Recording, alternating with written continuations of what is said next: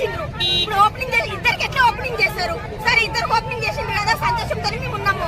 ఆ రోజు కూడా ఆయన చెప్పిన ఎమ్మెల్యే సార్ చెప్పిన మాటలు విన్నాము, మాట్లాడినాము, అందరం కూడా వెళ్ళినాము. కానీ ఇప్పుడు వచ్చినాక ఇయ్యము అంటే మేము ఎటు పోవాలి? రోడ్డుకి ఎటు ఉండాలి? ఇప్పుడు రోడ్డు మీదే కూర్చున్నాము. మా ప్రాణాలు ఇవ్వడానికి కూడా సిద్ధపడుతున్నాము. సరే ఇచ్చేస్తాం కూడా.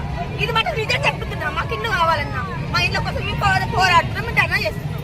అంతే. ఇక అందరికి మించి వాళ్ళకి దండం పెడతాం. మేము వెయ్యండి, మేము నడిపేది ఓట్లు ఎట్లా తెలుస్తున్నారు? ఇప్పుడు ఎలక్షన్లు వస్తున్నాయని తెలుస్తున్నారా? చెప్తున్నారా? దేనికి ఇవన్నీ ఎందుకు? అందరికీ నమస్కారం. పెద్దలందరికీ నమస్కారము.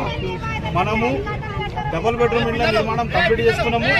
ఆ డబుల్ బెడ్రూమ్ లబ్ధిదారులను మనం ఆల్రెడీ ఎంపిక చేసుకున్నాము. వాళ్ళందరి లిస్టు మన దగ్గర ఉంది, అర్హుల జాబితా మన దగ్గర ఉంది. ఎవరెవరికైతే ఇంట్లో వచ్చినాయో వాళ్ళకందరికీ తెలుసు.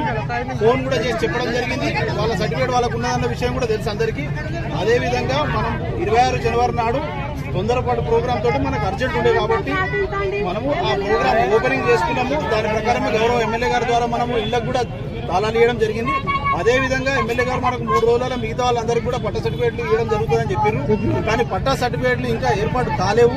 వీటి మీద ఇంకా సంతకాలు కావాలి మనకు, కాబట్టి ఆగినాయి.